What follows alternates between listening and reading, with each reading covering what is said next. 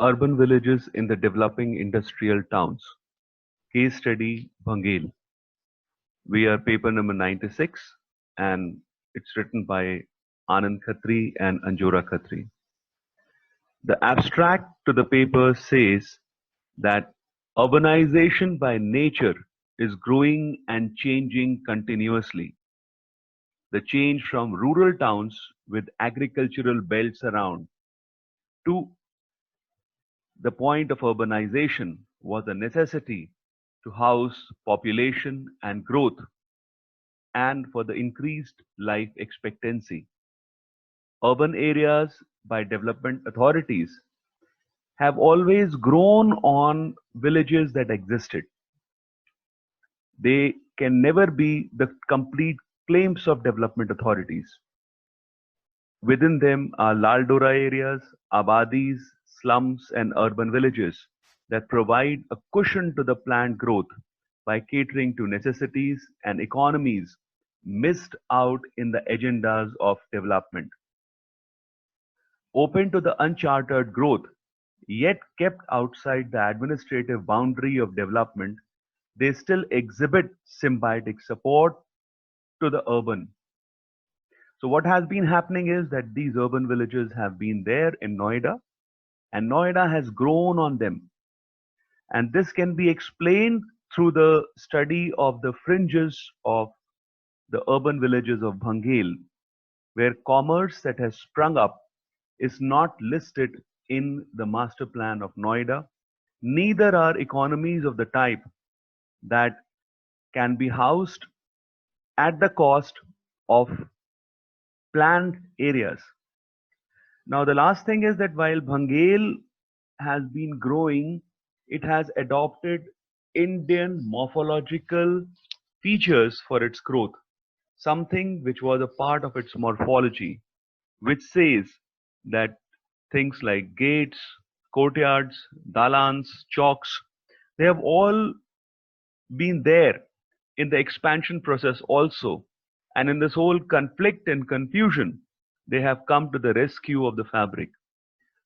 So, this research paper talks about urban villages, urban sustainability, urban growth, and the Indian morphological features in architecture. The keywords for the research paper are urban sustainability, Bangale, Noida, urban village, Indian architectural morphology. So, the methodology adopted in this paper is such that we had studied the commercial spine and the nature of shops, and then we studied the activities in Bhangel, and a study of the residential areas in Bhangel was made.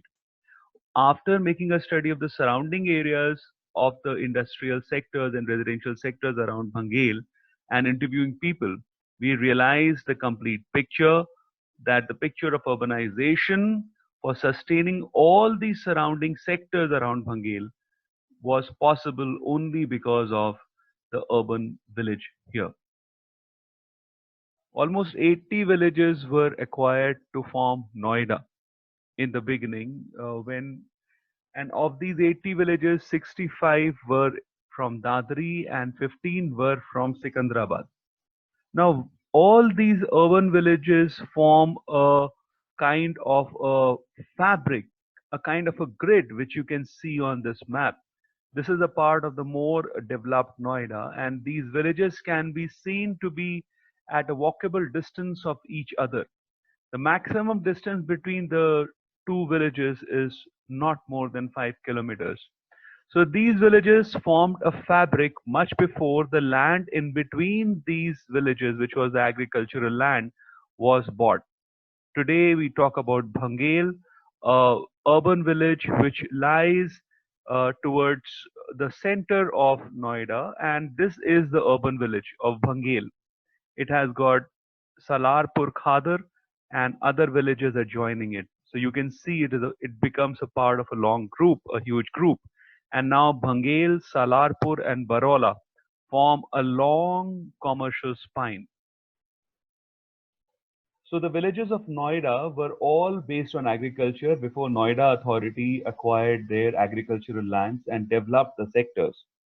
They all had a history and were also present in Indian mythology. A careful look at the plan of these villages will show that there existed a rural cohesion in the area, where the development authority claimed to have developed industries and residential sectors were their fields.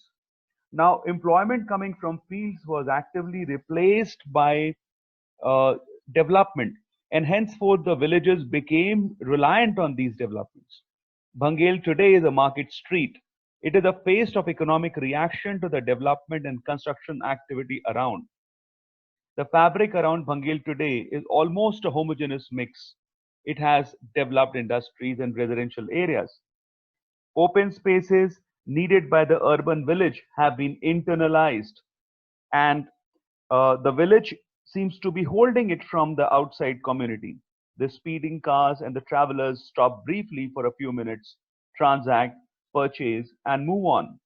The urban commercial and the mixed use on the outer face transforms as we move deeply into the residential area. And in about a horizontal span of 50 meters into the fabric, and Bhangel becomes a rural village. This is the same thing that has been happening in other areas like Paharganj, Shahjahanabad, Western Road, Birana Road in Kanpur, and so on and so forth. So the phenomena is not different, and the phenomena from Bhangel is also not different from the phenomena that would follow for all other urban villages. To understand development, we must understand these villages, and it is important to take care of these urban villages to sustain the pace of development as we see in Noida today.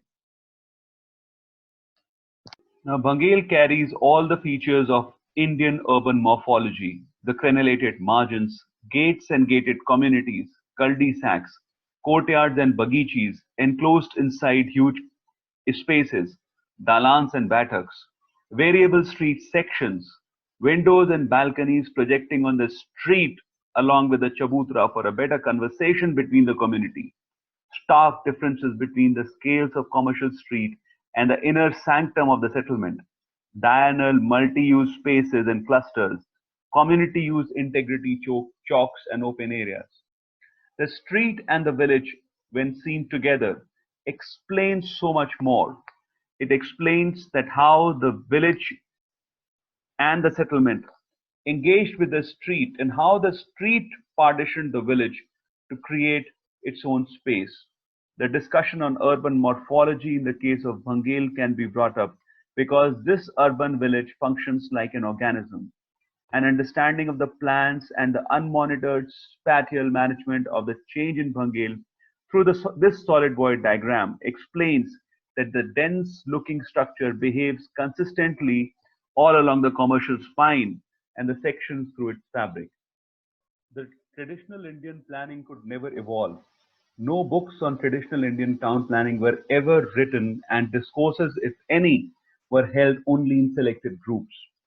In the early 60s, policies mainly centered on slowing down the rate of urbanization through control on the growth of large metropolitan cities. By the 80s, policy makers had begun to accept the inevitability of the growth of large cities in the urban systems.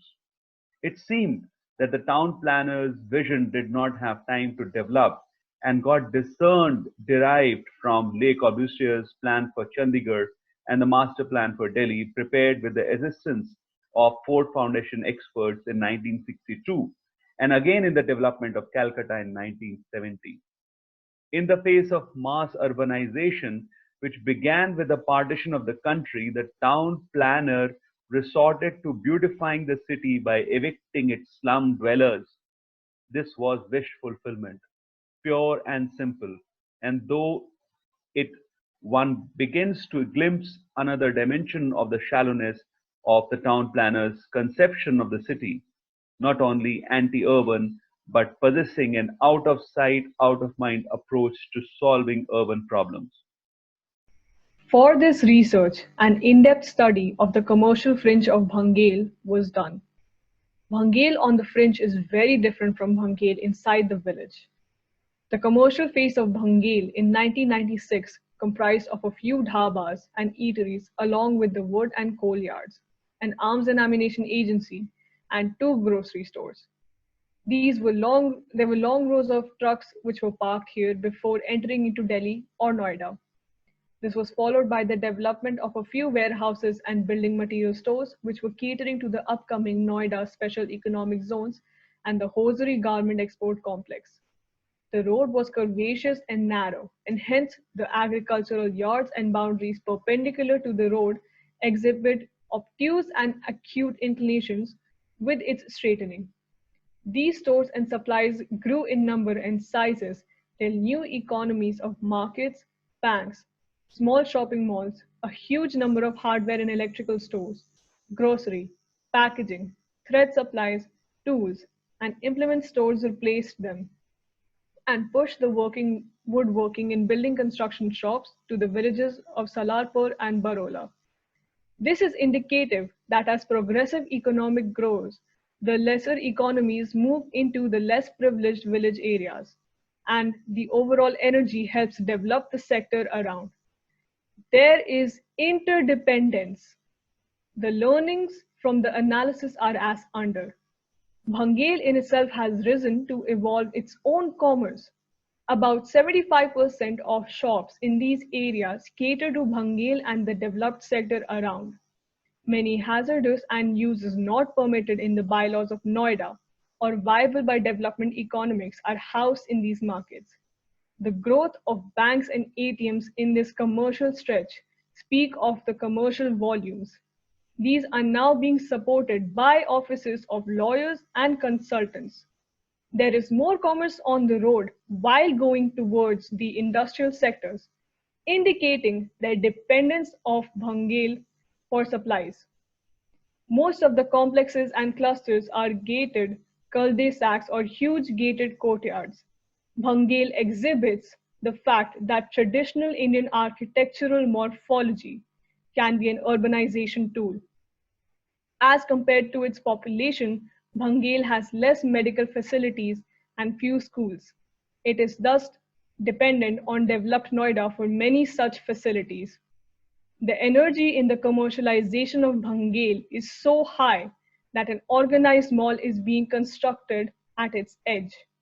This is now nearing completion and will be the same mistake that Noida Authority committed in the development of its malls of Great India Place, Mall of India, etc., on the successful commerce of Atta. Now, there are 3 point conclusions. The first is that Bhangale has survived the lack of organized planning and development.